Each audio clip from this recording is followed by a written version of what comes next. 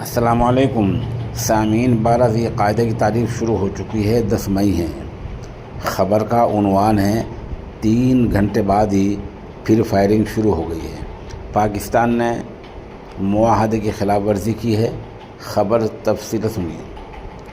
بھارت پاکستان کے درمیان 86 گھنٹوں تک چلی جنگ آج شام 5 بجے ختم ہو گئی تھی، جب دونوں ملکوں کے بیچ سیز فائر پر اتفاق رائے ہو گیا تھا، لیکن اس کے 3 گھنٹے بعد ہی پاکستان نے سیز فائر کی خلاف ورزی کی ہے۔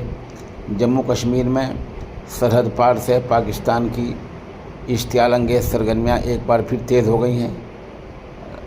آج ہی رات کے وقت پاکستان نے کئی علاقوں میں جنگ کی خلاف ورزی کی ہے، بھاری گولی باری کی ہے۔ وہیں ایک مشتبہ ڈرون کو لے کر کشمیر کے ضلع بارہمولہ میں دھماکہ ہوا ہے۔ اطلاع کے مطابق اخنور، راجوری اور RS پورہ میں عالمی سرحد پر پاکستان کے ذریعے توپ خانے سے گولی باری ہوئی ہے۔ وہیں بارہمولہ میں ایک ڈرون سے اٹیک ہوا ہے۔ پاکستان نے جموں کے پلن والا سیکٹر میں بھی جنگ بندی کے معاہدے کی خلاف ورزی کی ہے۔ وہیں ہندوستانی سیناؤں کو فوج کو منہ توڑ جواب دینے کا آدیش دیا گیا ہے۔ سرکار نے BSF کو پاکستان کے ذریعے جنگ بندی کی خلاف ورزی کا منہ توڑ جواب دینے کو کہا ہے۔